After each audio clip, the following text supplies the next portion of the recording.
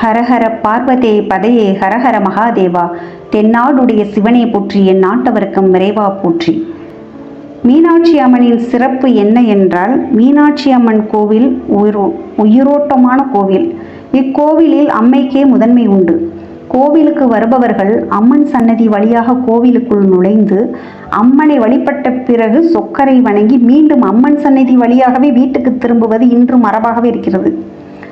இறைவனுடைய சன்னதிக்கு முன் உள்ள கிழக்கு கோபுரத்தின் வழியாக விடைபெறும் பழக்கம் இத்தலத்தில் கிடையாது. கோவிலில் நடக்கும் அனைத்து பூஜைகளும் அம்மனுக்கு நடைபெற்ற பிறகு இறைவனுக்கு செய்யப்படுவது வழக்கமாக இருக்கிறது.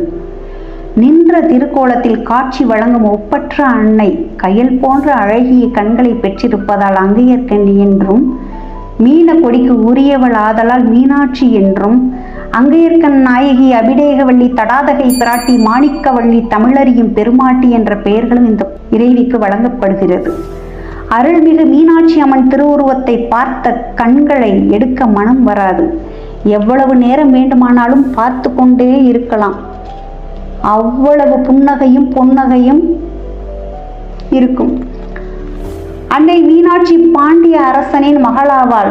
செங்கோல் செலுத்தியதால் பட்டாபிஷேகமும் செய்து கொள்ளும் பெருமாட்டியாக விளங்குகிறாள்.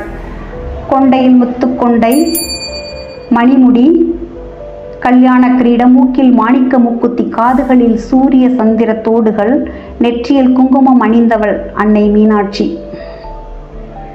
மின்னலென ஒளிரும் மேன்மைமிகு கண்கள், எத்தனையோ முடிமன்னர்களை வணங்க வைத்த செங்கயல் நெடுங்கண் அங்கையர்கண்ணியின் மங்கள் அழகை பார்க்க பல்லாயிரம் கண்கள் வேண்டும் என்பார்கள் புலவர்கள்.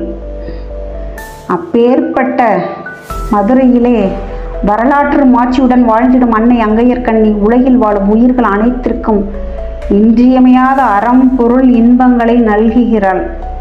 அருள்மலை பொழியும் சுடர்மணி வெளிய ஆளவாய் சேத்திர ஒளியே உமையே, வருவினை தீர்க்கும் ஜெகஜ்ஜனனி நீயே, வைகை தலைவியே சரணம் தாயே.